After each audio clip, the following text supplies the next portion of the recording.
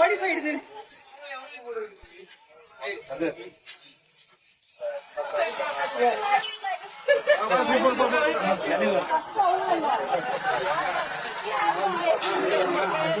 No idea what to do.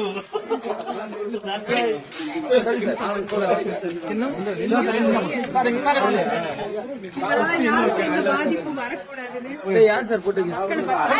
யார் வச்சு ஆள் 3 பேர் வந்தாங்களா? 3 பேர்.